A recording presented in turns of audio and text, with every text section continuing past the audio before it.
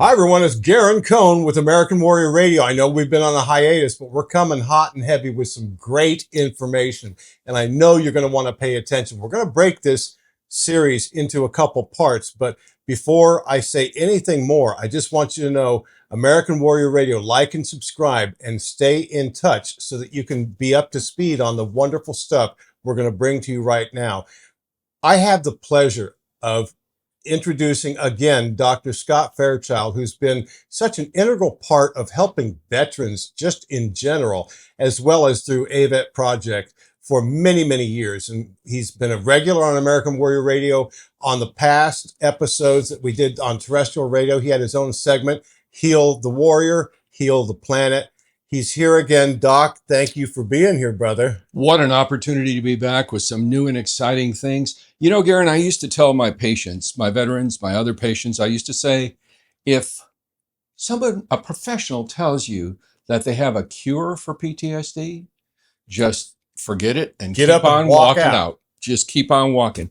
But I've got to tell you, with these three new techniques, these three new interventions, we are getting darn close. And the closer we get, the better it is for all of our veterans who go through so much. Quality of life, if nothing else. We can talk Absolutely. about VA rating schedules and disabilities and routine future exams regarding a curative process. But Doc, you've got some incredible technology. Before we get there, let's talk about the portrait in the room. What's going on here? It's amazing because, you may wonder, how did I find out about all this new information? Well, I had a patient who was actually in one of the hottest, deadliest places on earth in the Korengal Valley with the 173rd Airborne.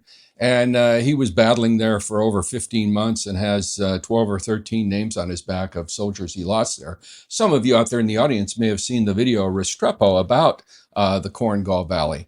And so what he did while he was there, he deserved some compensation, and we helped him with his VA compensation, and we're working on helping him with his compensation from the Social Security disability. Sure. And I wanted to get some documentation. I said, weren't you seen by someone? He said, well, yeah, I was seen by someone in Colorado. We tracked her down. We got the full year of therapy records. And he said, I was seen by a psychologist while on active duty. And I'm thinking, a psychologist that gets out of the office and goes far forward? And he said, yes, he spent 2 weeks with us, or a couple of weeks with us, right up at Restrepo.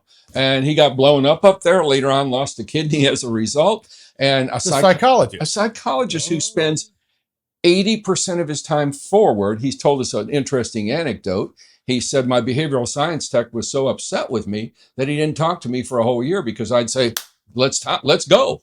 And we'd be out in the field. And he said, I felt so bad for him when I retired, I bought him a new car. But he was out there. He was ambushed. He was shot at. He said, Restrepo really wasn't the worst of it. And I said, well, my gosh, what was your career like? He said, well, I started as a combat medic. And he said, I was in the artillery, and then I got out and went to school. I grew up on an Indian reservation, Native American. I wanted to go to school and learn. And he said, I ended up graduating, and my first assignment was the Korengal Valley, the 173rd Airborne. And he said, after that, it was kind of an adventurous time. He spent 31 years on active duty, retired as a full colonel. And his most recent assignment was the command psychologist for the Special Operations Command with 33,000 operators and warriors. Let me interrupt you for a moment. Please. Just so you all know that haven't followed American Warrior Radio with Dr. Scott Fairchild, you are retired Army Lieutenant Colonel yourself that practiced in psychology all those years. Absolutely. And Dr. O'Leary has essentially become my new hero to see a psychologist going forward. And I like that he also trained psychologists. He was at Tripler for 4 years. Trained over 40 psychologists over those 4 years. And he took an attitude after coming from combat. We don't care about the Rorschach and all those crazy little pictures.